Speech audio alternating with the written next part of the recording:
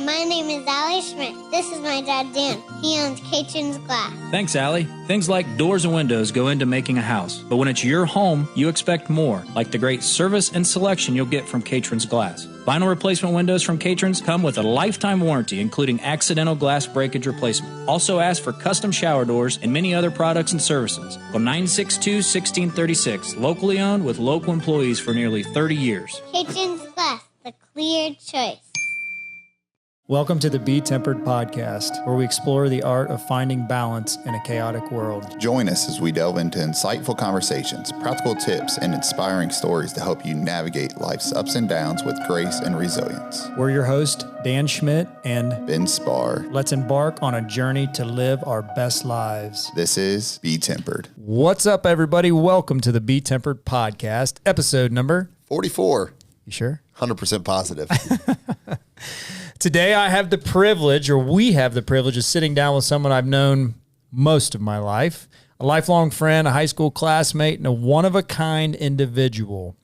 Bill Bowers, known to many on Instagram as Bushel Billy, has built a massive following on Instagram with his unique perspective, his humor, his authenticity, mostly based around agriculture.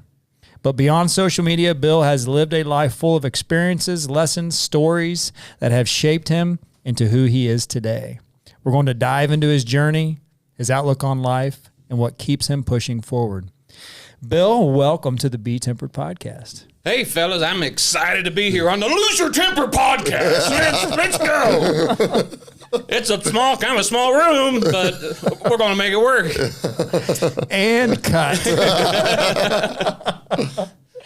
Oh, way to come out of the gate, man. I like it. I don't even know what BeTempered means, so I figured it was a typo. Yeah. It is good. It was. Run together. Some days it is. Oh, that's pretty good. I would expect nothing less from you. We were talking the other day on the phone, and we were talking about high school memories, and you were 2 years older than me. Yes. In high school, and we played some football together, and you talked about my first football game. And how impactful it was. What an impact. I happened to be a freshman, and I was kind of forced into the Got called off the bench. starting lineup, the first game against Northridge. And the very first play, Yes, sir. I was supposed to pull, and I thought I pulled. Well, the way I remember it was I was a pulling guard, and I pulled, but you seemed to remember it differently. I'm not sure you got out of your stance. That middle linebacker blitzed with all the force of a freight train. Aimed right at center mass at you. I do remember the hit. I remember laying on the ground, and I think you stood over me and said, "Welcome to high school football." I did. I peeled you up. Fun fact, it took the ground crew 8 hours to get the indent of your back out of the turf the next day to get it all leveled out again. So he just pulled his back or something. Oh, never a dull moment with you. All right, Bill. So how we start these podcasts is we like to hear your story growing up. So let's talk about childhood for Bill Bowers. Okay. I'm a young Gen Xer. How's that for a twist? Yeah, that's a twist. So I was born in the late 70s, got to work, and here I am. That's kind of the cliff now. So grew up in Western Ohio on a family farm, rural community, rural school, and just the men in my family farm, the women were nurses, and we just worked. That was just kind of the way it was, and it wasn't a chore, it wasn't a task, it's just kind of what the family activity was, and didn't begrudge it, didn't mind it. In fact, we learned to kind of enjoy it. So came up through the 80s, not yet old enough to understand what the farm crisis was in the 80s, but old enough to realize that things weren't necessarily rosy, that things were tight, but we made it through okay and came out the other end. Did all the things that normal kids do in junior high and high school. Did football, the FFA, the 4-H, all those things. I was actually told not to play football. I was not allowed to play football. And when they had sign-ups in 8th grade, I just didn't get on the bus. I went to football practice. Who told you not to? My mother. No. Claudia? You are not allowed to play football. They'll hurt my baby boy. And the football sign-ups, I would go down and I signed up and they said go report to the field next day. So the next day I didn't get on the bus. I went to football practice. And ended up, played through high school, 3 varsity letters, went on, played Division III college ball, earned 3 letters and was captain my senior year up there. Still tied for the best team in campus history for What school was it? Wilmington College. So Nice. But anyways, grew up, worked some for your dad. We were in the same church together, worked in the community festivals. Like I said, the FFA and the 4-H and all those things, all the rowdy stuff that bored rural kids do on the weekends. Went to Wilmington, squeezed 4 years of college into 5. And walked out of there with a bachelor's in animal science and a bachelor's in sports administration. So, and played football all 5 years. And my plan was, the big idea was I was going to graduate and be an athletic director and raise mama cows on the farm. But I didn't think it through real well. 'Cause when I was 9 years old, I borrowed $500 from my dad. I went over to my uncle and I bought a heifer, female cow from my uncle. For those that don't know, $500. By the time I was a senior in high school, I had 15 head of cattle. Did you really? Yeah, that I started with that one and just snowballed it, 15 head of cattle. I sold half of them to pay for my freshman year of college. Sold the other half pay for my sophomore year of college.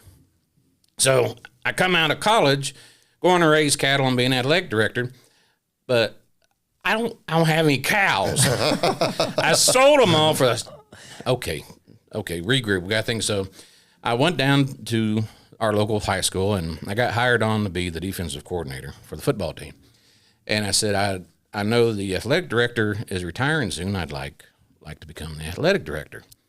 And they said, well, do you have a teaching degree?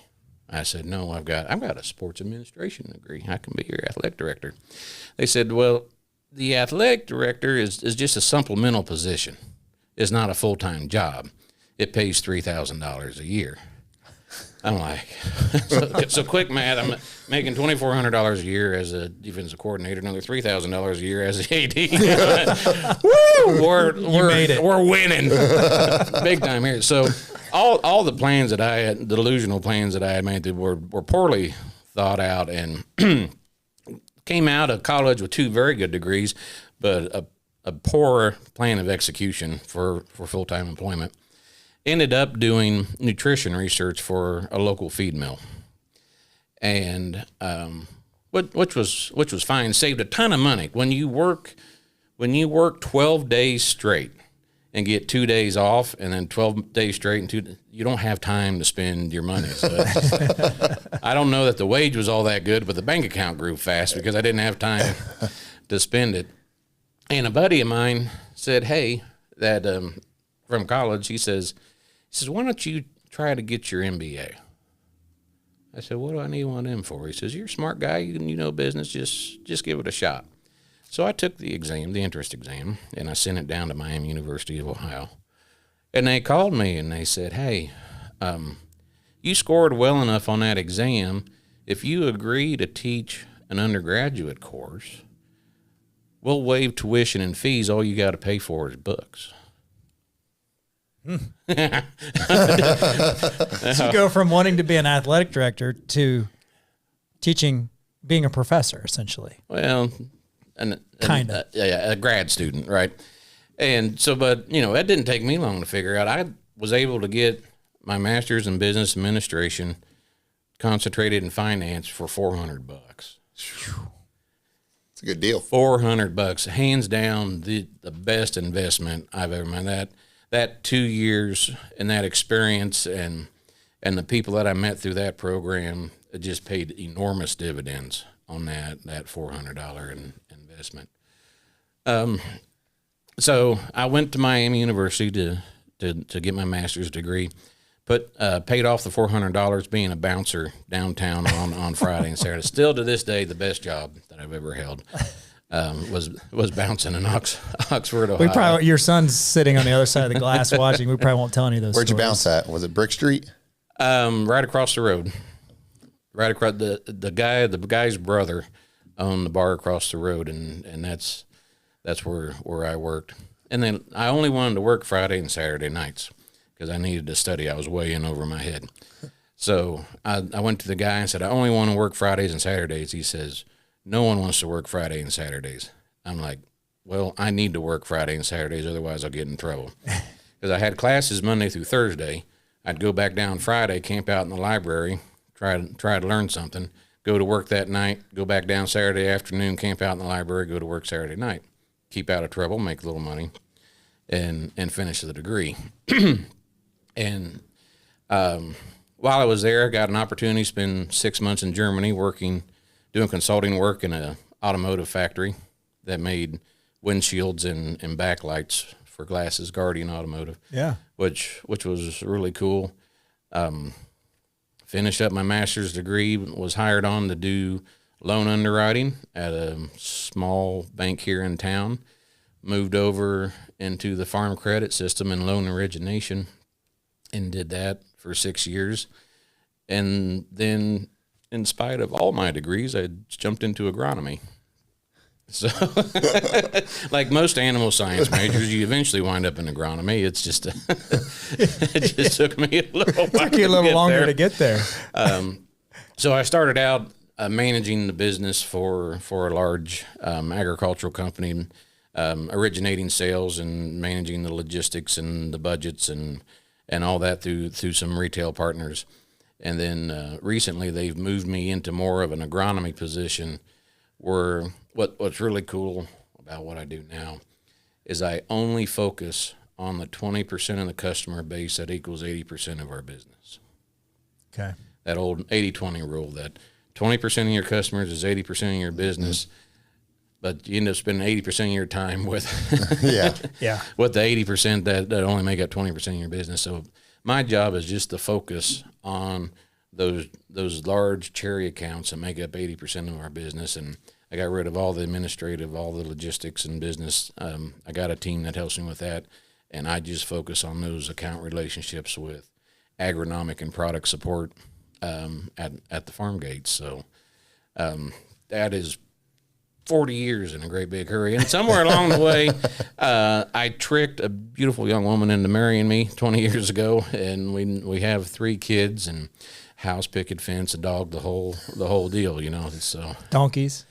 I don't have any donkeys. What's the videos from? Those aren't your donkeys? Those aren't my donkeys. He just went by somebody's house and was like, I'm going to film with them. There are days my neighbors chaff me enough. I'm like, okay, fine. You want to be rowdy neighbors? We're going to put donkeys in the backyard and up the ante a little bit. Nobody sings like a lonely donkey at 3 a.m. I can promise you that. Oh, well, Bill, you've always been a guy that doesn't waste any time with excuses. I think back to high school. Do you remember when Coach Kemper would have came in your senior year? Senior year, yeah. Do you remember where we worked out at the old middle school in the bus barn? Do you remember that? That was the nice facility. But to just tell the story, we started off with a machine that had 4 stations on it in the ticket booth. Just enough room for 4 guys to chase each other around this stupid machine to pretend we were lifting something. Then we scabbed together enough weights and we set up a weight room in your dad's barn. Yeah. Yeah. Kerosene heater, and we wore gloves because the bars were frosted. And we'd work. As a living gentleman work, you were sweating, and if you grabbed the weights with your bare hands, it stuck to the weights because it was frosted. And there's straw drifting down from the straw mal, and we tried to cover all the cracks with motivational posters. We'll call them. They're still up. They're still there. And so finally they lit us the old VOAG room at the school that they were getting ready to decommission. Yeah.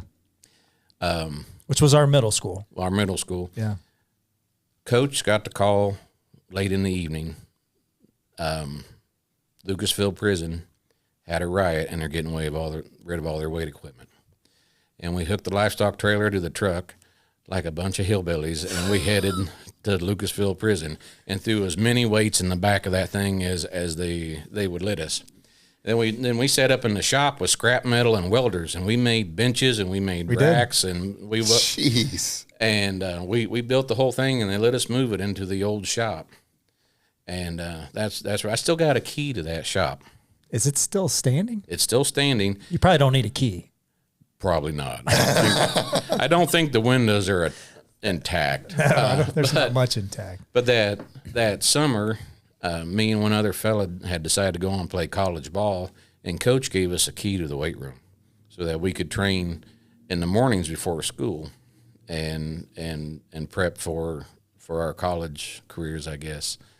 So yeah, that was quite the time. I mean, I have fond memories of all those things. I didn't know if you remembered being in the barn at the house. Oh yeah, and I remember that. Actually, I don't know. There was a kerosene heater. I think it was a Nipco. Probably. And you'd fire that thing up and catch yourself out. I don't know if anybody listening knows what a Nipco heater is, but it's basically like a flamethrower. And kerosene or diesel, either Picture or. a small jet engine on wheels that runs on kerosene, but the backdraft is pointed at you. And when that thing fires up, it doesn't initially just light. There's usually a little bit of smoke, which is I'm sure toxic, and then it lights up and it sounds like it's like. Yeah, it's very very much a movie scene where they're running from the bad guys and they get in there and they're trying to start the engine and it's and puffs of smoke are coming out. You're high as a kite. And like, okay, let's lift something heavy. Oh, that's good, man. Those are some memories. So going to the jail, that's a real story? Or going to the prison? Yeah. Getting the weights? Yeah. With livestock trailers. Yeah. Where the heck's Lucasville? Southern Ohio, way down. Yeah, you were probably too young, but yeah, they had the Lucasville prison riots, and I actually forgot all about that until you said that. Yeah, that is amazing. Yeah, that's how we got our weights at that National Trail back in probably 1992, 91. I don't know what the years those were. We brought home 2,500 pounds of steel. Yeah. Just pitching out the back and like, yeah. When you went from a universal machine the size of this table and you got all this weight equipment, I mean, it was like we welded your own benches. Oh yeah, we did all that. I remember that. Yeah. I'm sure there's still some around because I'm sure we use 1/4-inch tube steel and I mean heavy stuff. I know Chuck Thomas doesn't mean anybody listening, but you and I remember Chuck. Whoever welded it up, we raised our initials on the bottom of the bench. I'd always wanted to go up there and flip some of them over, see if our initials are still underneath. Maybe we'll have to do that. Maybe we'll record a BeTempered episode in there. All right, Bill. So you've always, my memories of you, and even now, you've had a no excuses mindset. Mm-hmm. Was there a specific moment or lesson in life that helped to shape that for you? I didn't really know it was an option. And I've got a photo on my desk I hadn't looked at in a long time until we talked the other day.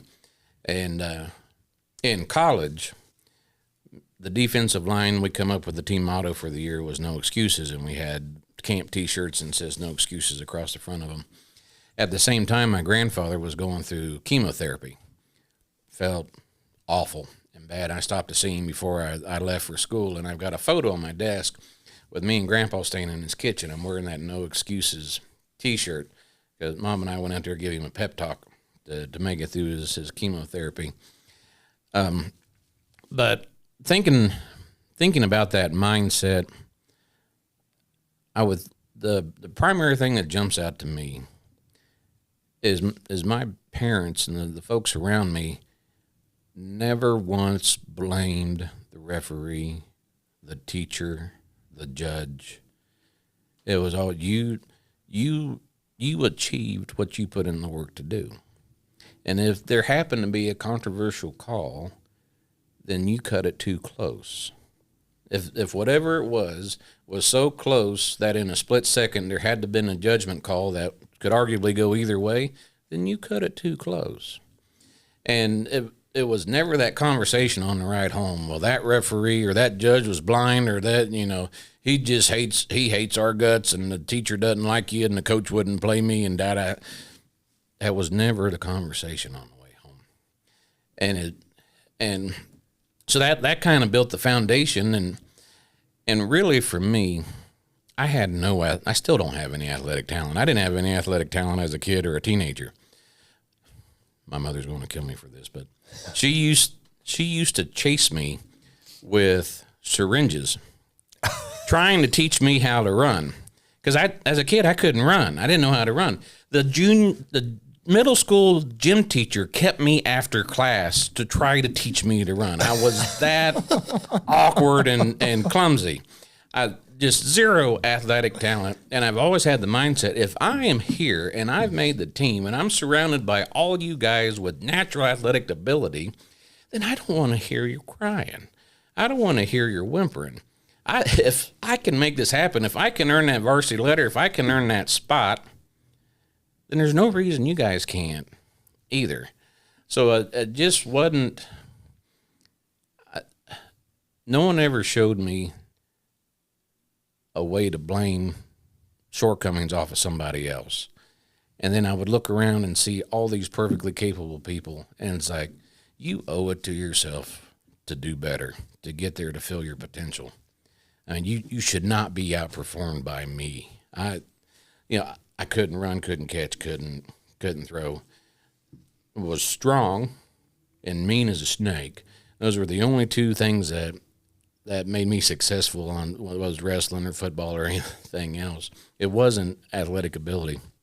And so it was just that mindset that if I can do this, then if you can get past whatever mental roadblock, whatever emotional roadblock is holding you back, you can do so much more. And if we're on a team together, I need you to do better. I need you to do more. Great answer and truth. And man, that's got to hit some people in the mouth in today's society, right? Mm-hmm. Yep. I mean, because it's about the opposite of what we see and what we hear. We're finishing up basketball season with our fourth grade boys, and man, coaching some of these games and hearing, parents in the stands opposing team. I mean, it's Brutal.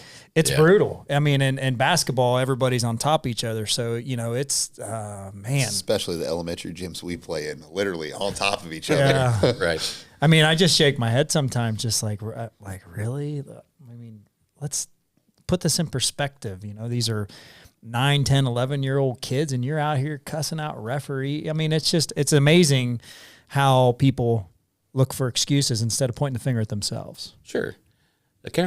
Zero accountability. Mm-hmm. And that's the whole point of youth sports is let's teach accountability. Let's teach responsibility. Let's have a little fun along the way. And if someone gets upset and loses their temper, that just ruins the whole experience, right? For sure. A lot of people talk about what they want to do, but few put in the work. Mm-hmm. Why do you think so many people get stuck talking and not doing?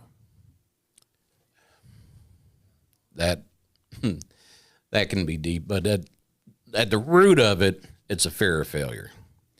And that fear looks different for different people. If we paint with a broad brush, we all have bugaboos that we carry up from our childhood, right? We all have our individual experience, but from a broad perspective, typically the number one need of women is security. And the number one need for men is honor. And taking a risk, doing something different, doing more than what you've achieved is either a risky and insecure position, or it's a place where I could fail and damage my honor. Mm-hmm. Right? And my wife and I will that fear manifests in perfectionism, right? Instead of moving and figuring out and get going, it's grinding through the details.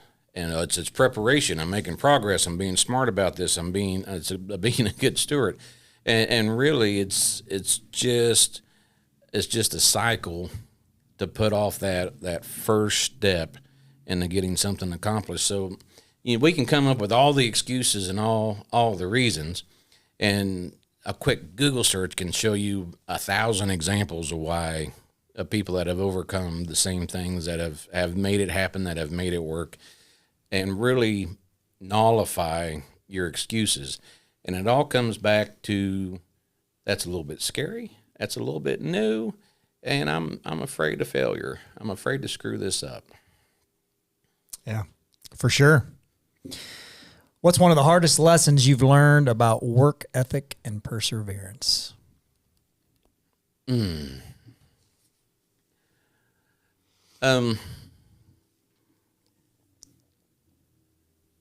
were talking earlier about childhood memories and all that, and work ethic, and there's a meme that's been broadly shared about leadership, and there's the first image of a guy standing on like a block of marble, yelling at a team of other guys to pull it, versus the next image of the guys in front of the team helping pull and lead the way.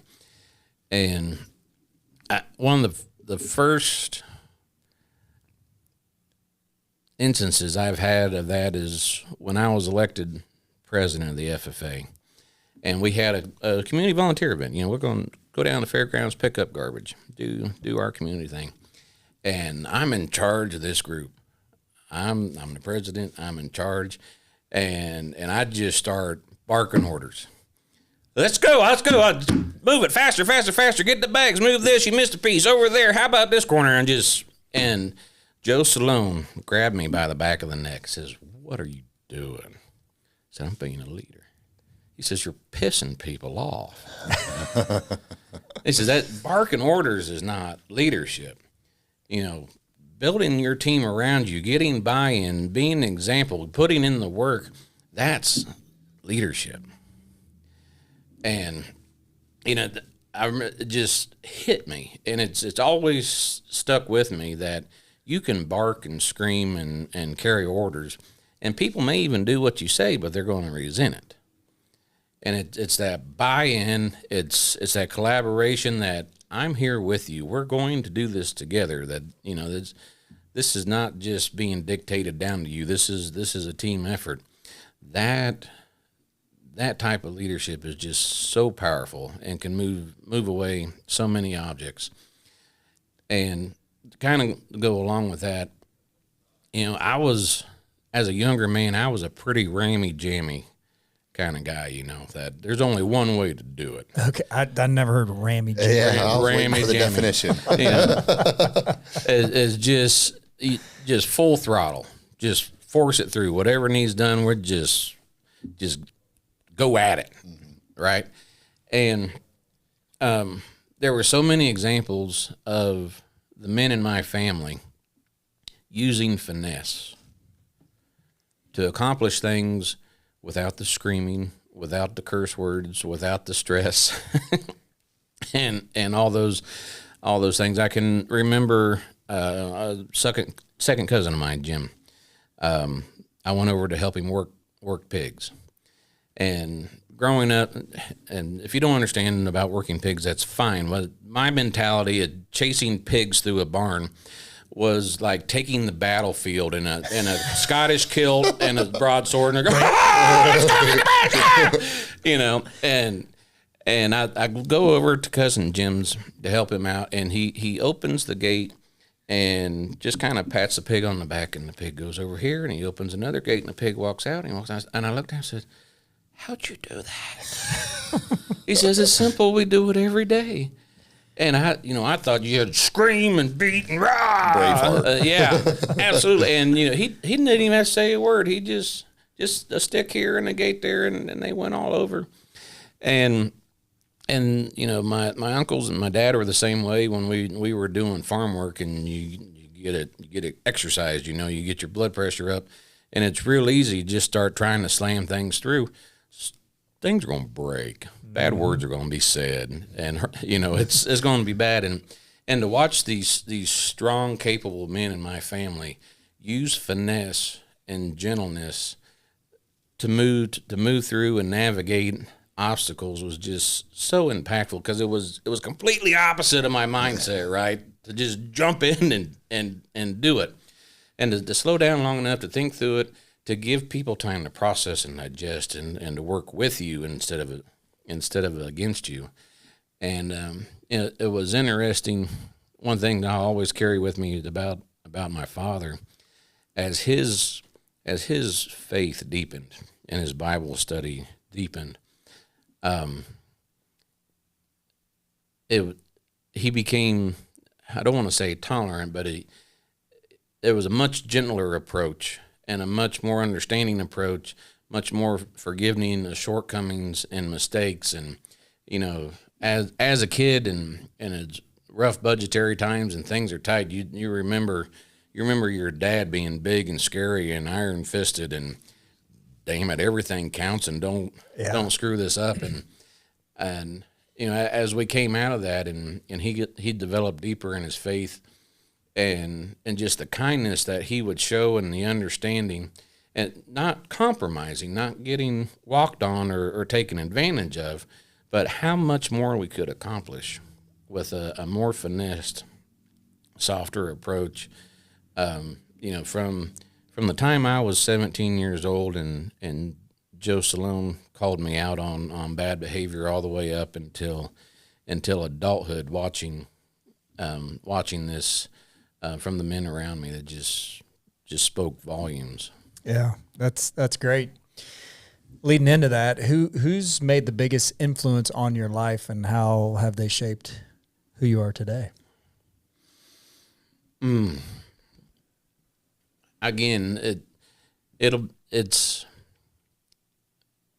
those strong, capable role models that I had, the men in my family, the men that I worked alongside with, that were strong enough to be kind.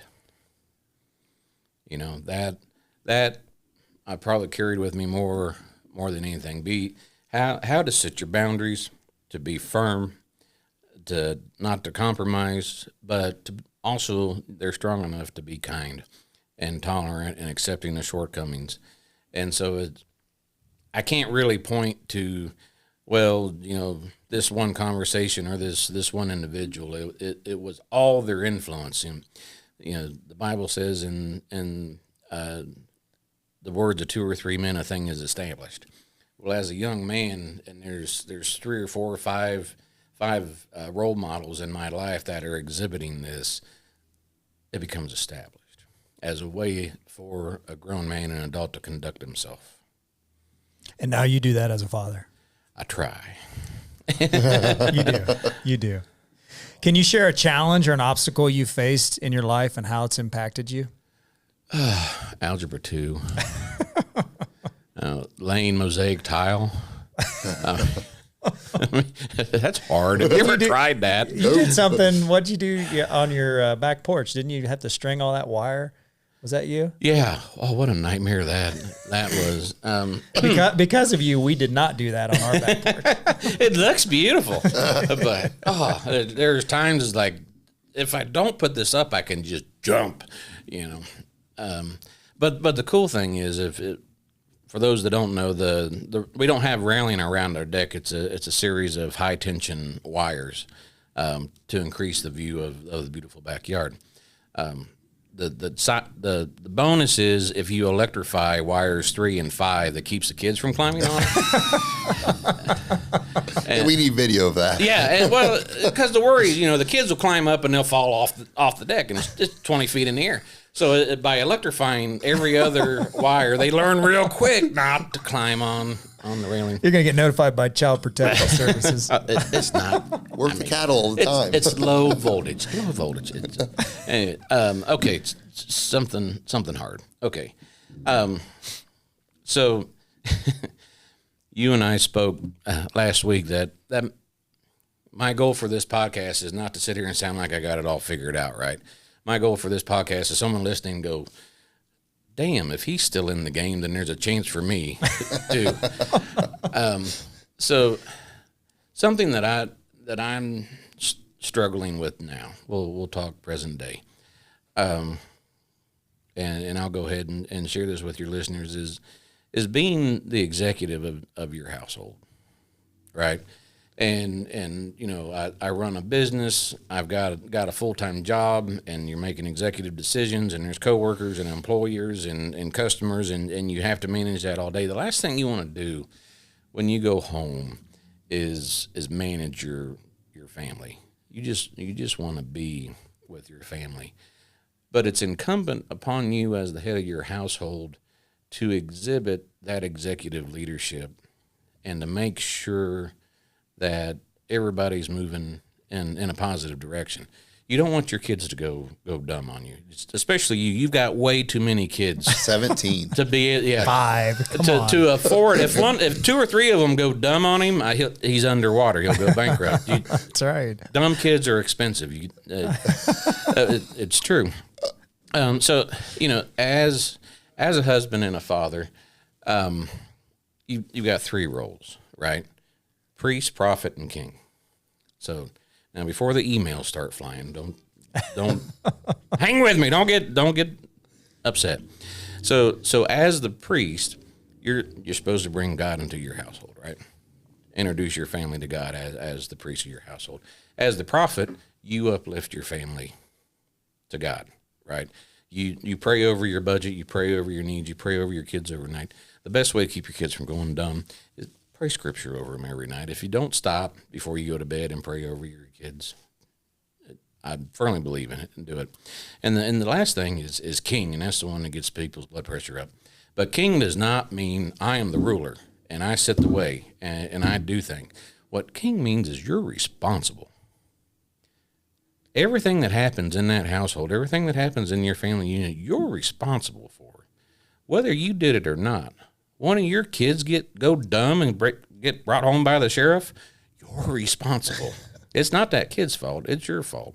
Your marriage gets stressed, you're responsible for that. Your finances get out of whack, you're responsible for all that. So, you know, one of the things we try to do weekly is to sit down and have a meeting, just to make sure everybody's coordinated and all the schedules are worked out and all that. And what I would like to do is expand that then. And then the difference between running a business and running your household is I don't have to come up with a specific task, right? My job is to help my wife and my kids develop a vision for their life and where they want to go, especially the kids. Help them develop a vision. And then, okay, so what steps are we going to take towards that vision then, right? And facilitate the conversation that as a family, we want to look this way. We want to head in this direction. As a young man and a young woman coming up to the teenage years, this is the vision for my life, and it's going to change. And you'll get halfway down the road with them, and they'll be like, this is kind of boring. I want to do something. Okay, so we pitched the last 24 months worth of work, and we just started on something else. And that's fine. That's all part of it. But it's helping them articulate a vision for themselves, and then let's take steps forward. And bringing the accountability and the responsibility for those steps. It's not for me as the head of the household to say, you're going to go do these things. It's me like, okay, where do you see yourself going? And help them facilitate that conversation. Okay, so what steps are we taking to get there? What are you going to do in the next 30, 60, 90 days to bring you closer to where you want to be? And that, as my kids are moving into those teenage years and we're getting closer to launching them into, and I've made no bones about it, that my job is to launch you in the world, right? Your mom and I are forever. You 3 are just passing through. Okay, we're going to launch you into the world. But in order for me to do that, I need to help them envision where they're going to go and how they're going to get there. So we're going to spend those teenage years experimenting and doing tasks, and I'm going to challenge you and then follow up with you to do something that brings you closer to your life's vision. And, you know, that all sounds well and good while we're sitting here around the table, but In practice, it is so hard. Yeah. It is. I mean, but and it's the love of family and the kindness, and you want to protect and you want to hug them. And I don't want to have a business conversation with you. I mean, you're my family. I just want to be and enjoy and laugh together. But it is my responsibility. Everything in this household is my responsibility. And sooner or later, you're going to leave, and you need to be equipped to leave. So once a week, we're going to have this conversation of where you're going and what steps you're going to take to get there. Yeah, that's great. That's great advice, I think, for anybody, any parent out there with, kids that get into, those teenage years and those formative years where, especially in today's age, where they can be swayed in so many different directions with social media and all this, fake life that a lot of these people are showing and living, getting down and dirty and saying, all right, what do you want to do and how are we going to get there? Those are important conversations. All right. What motivates you to get out of bed in the morning? It's not motivation, it's discipline. Motivation comes and goes, there's highs and lows. It's a discipline to a routine.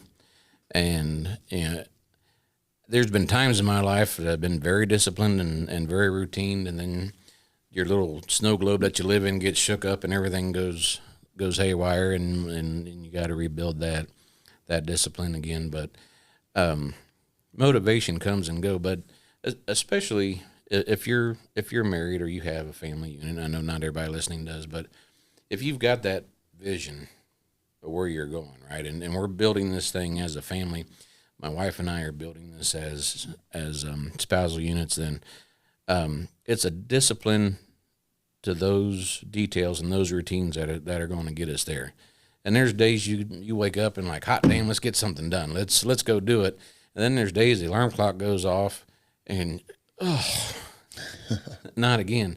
So you can't really rely on the motivation. It's 5 a.m. This is what we do at 5 a.m. It's Sunday afternoon. This is what we do on Sunday afternoon. It's just that discipline and that routine that's all built around a common vision and a common destination. Yeah. Great answer. Discipline is where it's at for sure. How do you envision your life in the future? 20 years from now, where are you at? Hopefully on this side of the ground. Yeah. Sliding into the grave with nothing left but strawberries and a half bottle of champagne. Woo, I'm out. Here's one thing that an old fella told me several years ago, and I've witnessed it. As I've witnessed, once you learn to recognize it, it's heartbreaking to watch. But once you run out of goals, and your goals for yourself are replaced by memories, and that's all you have left are your memories, you run out of hope. There's no hope for the future.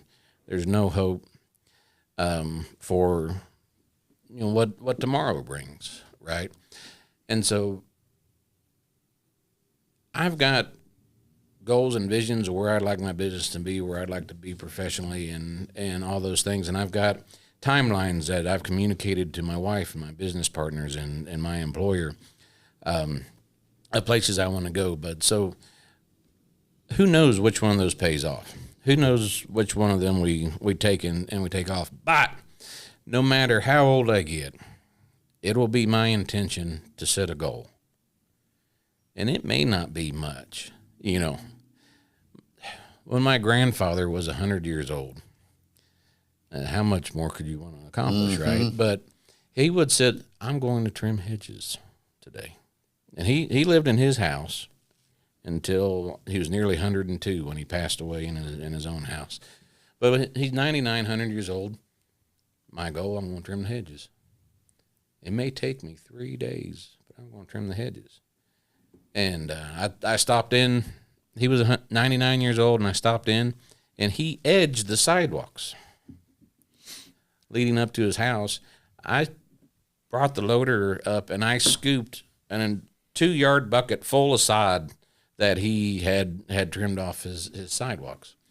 And so if you don't have some sort of goal or something You just sit there and reflect on your memories. Hope vanishes, despair sits in, and that's not a whole lot of fun. So for as long as I'm able to articulate it, I hope that my wife and I can set goals every year and be moving towards something. And that's going to change with seasons. Right now, with kids in college and all that, that's a very specific season. And I was talking to a classmate of ours Saturday, and he said one of two kids is out of the house. Enormous dynamic change in the house.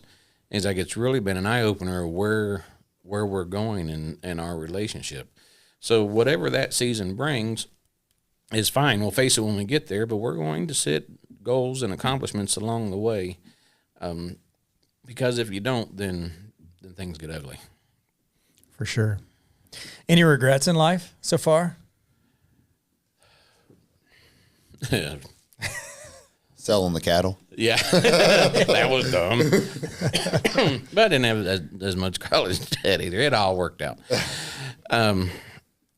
So, we've talked just about youthful ignorance and the opportunities that you miss because you just didn't know any better. And I don't know that it's necessarily regrets because your experiences make you who you are and all that, but I wish I'd been more serious in my 20s and more productive in my 20s. I had a great time, y'all. It was a blast. But there were certainly missed opportunities and things that I would do different. So with that in the back of my mind, a couple of things that I'm trying to do with my kids just to set them up differently with maybe a different mindset is we spend once they get into high school, we start talking in terms of net margin and volume, which is really weird. It is, but I want them to understand how to recognize opportunities and that everything around us, we're sitting here in downtown. Every building here is running on net margin times volume. Yeah. Right? And so, we take an example. You look at a social media star, and she and her husband lived in a janitor's closet. She put it into work, won Miss Olympia. Now they own 7 businesses, and they took that notoriety and turned it into a fortune. She's got 4 million with an M, 4 million followers on social media. She has a merchandise line, sells $60 T-shirts. It's got a $40 margin.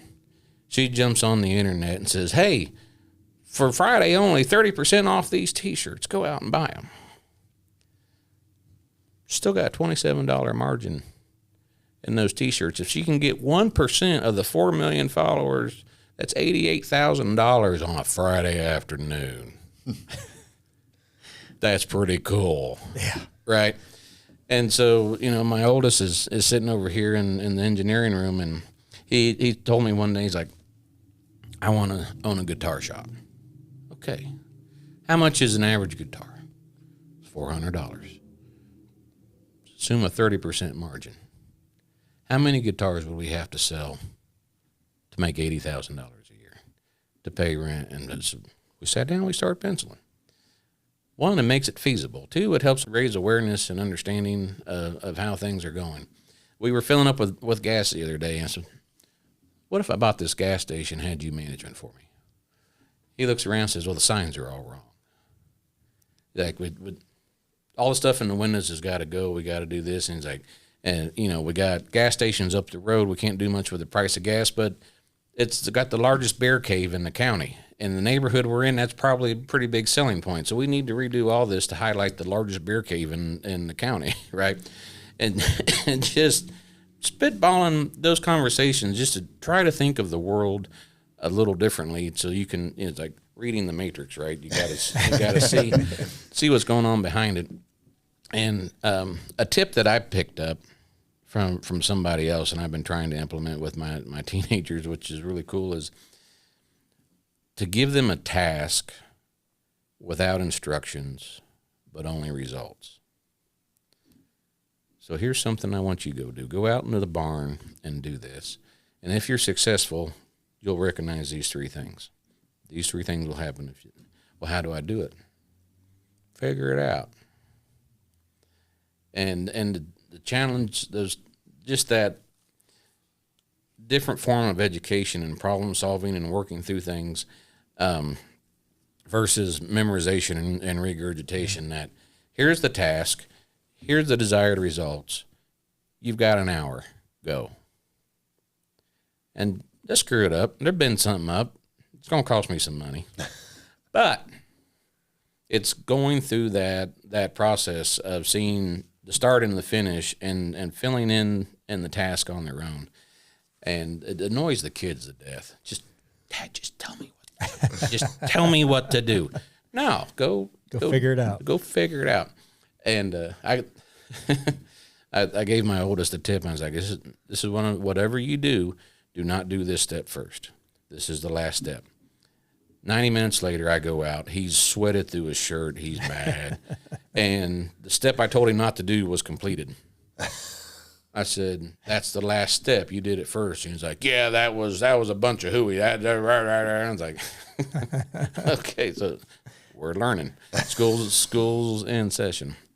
So anyways, what that means for my kids as they launch into adulthood, I don't know, but I'm just trying to frame reality a little different for them so maybe they could recognize some of the opportunities that came my way as a young adult that I was enjoying life too much to recognize, and just help launch them with a little bit more of a head start than what I had. Yeah, for sure. That's great.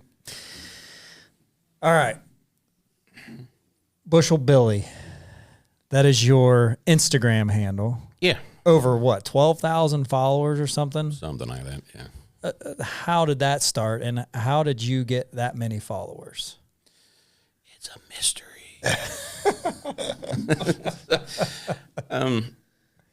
We were working for a large company in the agricultural space, and there's a lot of disconnect between consumers and agriculture. There's a lot of unknowns. So we're always encouraged to share your story, share agriculture story, all this. So it was 2017. We had just sold our house and was living in a rental, shopping for our next home. And my wife and I were spitballing some handles, and we came up with Bushel Billy, and I threw a couple videos out there, and they caught traction. And I immediately networked with farmers and industry professionals around the world. And then the world got shut down. No one had anything better to do than to stay at home and go through their phones. And pardon me, we were still working every day. So it was just the right place at the right time to have some momentum and to network with some great people in the industry. I've made friends in Australia, Brazil, Austria, Canada, all across the U.S. And it's just been for me, it's always just been about networking, and a lot like this podcast, just learning other people's story, right?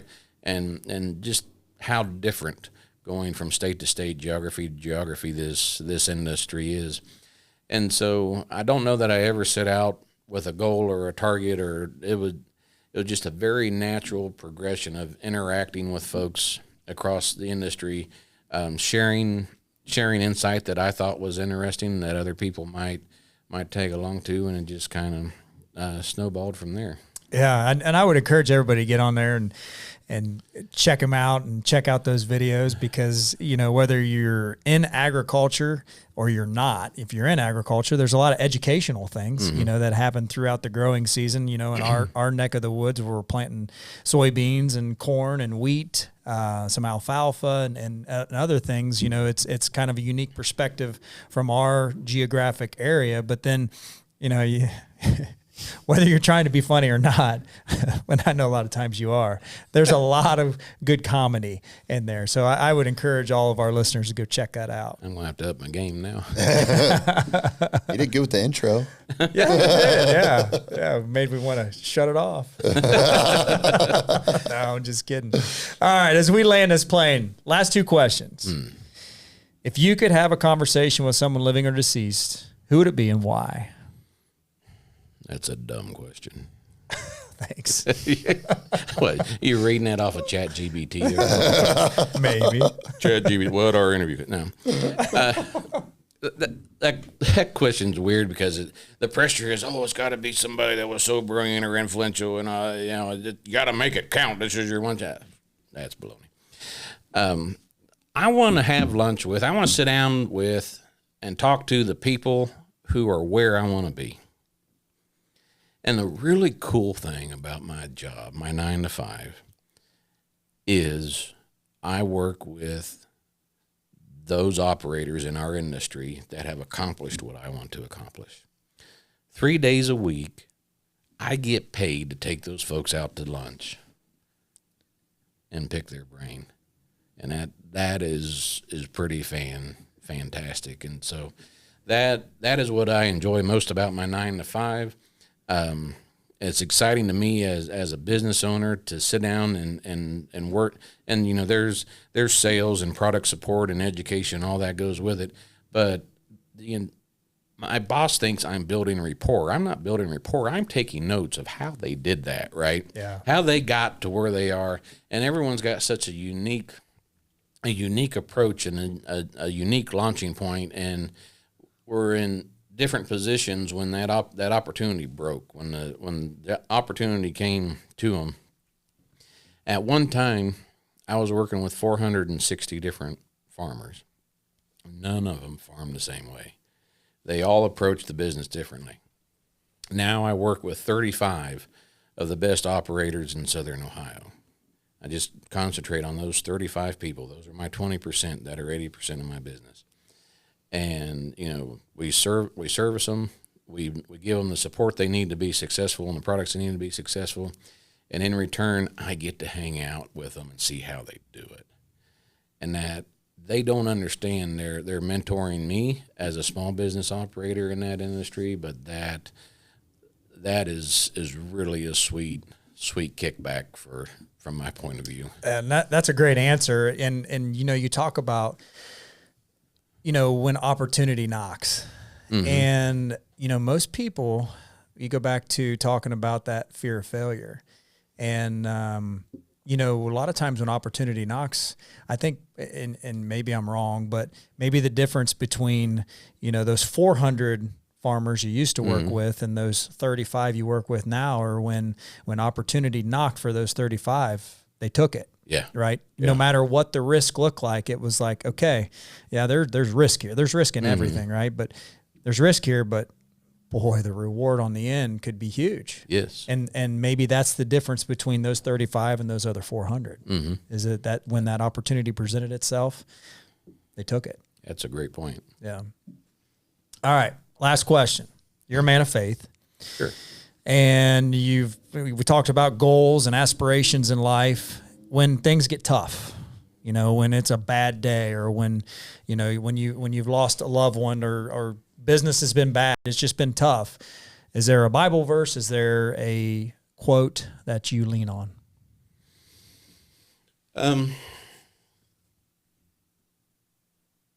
There are two, and I'm blanking on the citation for the second one, but in my mind, there are two verses that illustrate the good and the bad, right? So, Philippians, I believe the scripture is, "For I know the plans that I have made for you, plans for success and not failure." And then on it may be James, "For the evil one stalks the earth, thinking of things that he can kill, steal, and destroy." And what I've come to learn is the most common thing stolen is what could have been, is when opportunity knocks, right? So on this side, as someone of faith, we believe that God has a plan for us and we'll be successful and good and not harm and all those, if we have the faith to chase it, if we take the risk, if you go out there and do it. And on the other side of that is a force that's looking to steal it. And that could be show up in so many different ways. It could be self-doubt. It could be setback. It could be a neighbor that lost it all and's like, geez, and put the brakes on. But the goal is to steal what was promised to you.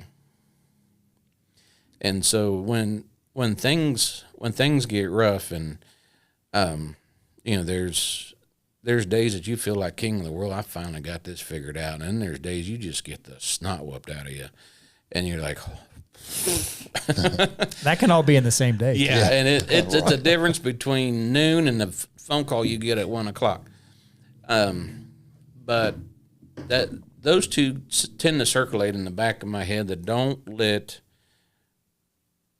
let what was promised to you be stolen by fear of moving forward or by fear of failure. We started off the episode of that, but the self doubt and the obstacles that come your way is all in an effort to steal prosperity and success from your household. But I'm confident in chasing that because it was promised to me. It's in the scripture. It's promised to me if I just go get it. So I think that's great. I think about, that every day, like you said, there's days where I feel like, man, I must be the smartest guy in the room. And then it could be 30 minutes later where it's like, you are the biggest idiot I've ever seen. Right. It's amazing, but I think the critical thing in life and what I've learned at 47 years old is that you just keep going, right? Mm-hmm. You just keep taking that step forward. It's just like whether you're in football, we relate everything to sports because sports was a big part of my life, a big part of your life. And, the old analogy in football is you're going to get knocked down, right? Mm-hmm. But you got to get back up. You got to get back up and you got to keep going and you got to take that step every day. And, one thing I looked up a couple quotes. I did use ChatGTP. And I did because what I typed in was when I think of you and I think back on our experiences as kids growing up and in high school and then you going off to college. And, I think of you as a hard worker. I think of you as enthusiastic, which has come out today. I think of you as, whether you do or you don't, not really caring what other people think about you. You are who you are and you're going to be who you're going to be. I found a quote, nobody cares, work harder. Right? And that's you in a nutshell, right? Nobody cares, work harder. I don't need your excuses. I don't need to hear that this happened or that happened. It happens. It's life. Keep going. Mm-hmm. So that one hit me for you, good or bad. Ben, you got anything to add, Mr. Bushel Billy? Oh, yeah. Well, obviously the same thing that Dan kind of went to about the, fear of failure. Mm-hmm. So my favorite athlete, one of my favorite athletes is Kobe. That's one of my favorites. And he has two of them that I was thinking of because, I have kids in sports, and it's like, they're always, I don't want to say scared to push themselves, but when they get like the pressure on them, what can you go back to? And there's two of them. One says, Kobe says, my brain, it cannot process failure. It will not process failure because if I sit there and have to face and tell myself, you're a failure, I think that's almost worse than death. And later on, he would talk about failure, and he would say, when you fail, when you lose, what do you feel? And he said, I feel excited. Like, I just learned something. And that's the most exciting thing is because I got a chance to get better. Then the second one was kind of has the same thing. It says, I have self-doubt. I have insecurity. I have fear of failure. I have nights when I show up at the arena and I'm like, my back hurts, my feet hurt, my knees hurt. I don't have it. I just want to chill. We all have self-doubt. You don't deny it, but you also don't capitulate it. You embrace it. And I mean, that's what his Mamba mentality type thing is. Yeah. And that's what, That's what I always tell the boys. And then you talk about the 2 verses that you talked about. And Yeah. it's the same thing that I always go to whenever I'm scared to do something, right? It's like I'll pray about it, and it's like, I still don't know. And it's like, well, what if I don't do that, right? Am I going to let fear take over my faith? And it's like, if I feel like if I go after something and I do fail, but I feel like I'm going at it with faith, I don't think God's just going to let you fall right on your face with it. You know what I mean? Right. So it's like the big thing that everybody always talks about, faith over fear. Don't let fear overcome your faith. You always got to have your faith over the fear. So that was the 2 things that I kind of took away. Yeah, that's great. And we've never had a better intro. That was pretty good. I knew you'd come out with something. Anything else? You good? It's your show, boss. Man, I appreciate you. I appreciate our friendship. It's been fun watching your kids grow. It's hard to believe that they're as old as they are, because that means we're old. Yeah. But You guys are you're old. older. Oh, yeah. Thank you for that. He is. I just still don't believe that. He's younger. You look older than. I just don't. Ew, come on. I look older because I have all the gray hair, but all his gray hair fell out. But you have hair, right? Yeah. He's actually got more gray hair than me. It just all fell out. Oh. All right, so everybody knows where they can find you. At Bushel Billy, right? Yes, sir. On Yes, sir. Instagram. Go follow. Go watch those videos and have a good laugh and learn some things about agriculture. Appreciate you, man. Yeah. Appreciate you coming. the opportunity, guys. Good conversation. Yeah, coming and telling your story. So everybody go out, like, share, follow, all those good things. Go out and be tempered. Hi, my name is Allie Schmidt. This is my dad, Dan. He owns Catron's Glass. Thanks, Allie. Things like doors and windows go into making a house, but when it's your home, you expect more, like the great service and selection you'll get from Catron's Glass. Vinyl replacement windows from Catron's come with a lifetime warranty, including accidental glass breakage replacement. Also ask for custom shower doors and many other products and services. Call 962-1636, locally owned with local employees for nearly 30 years. Catron's Glass, the clear choice.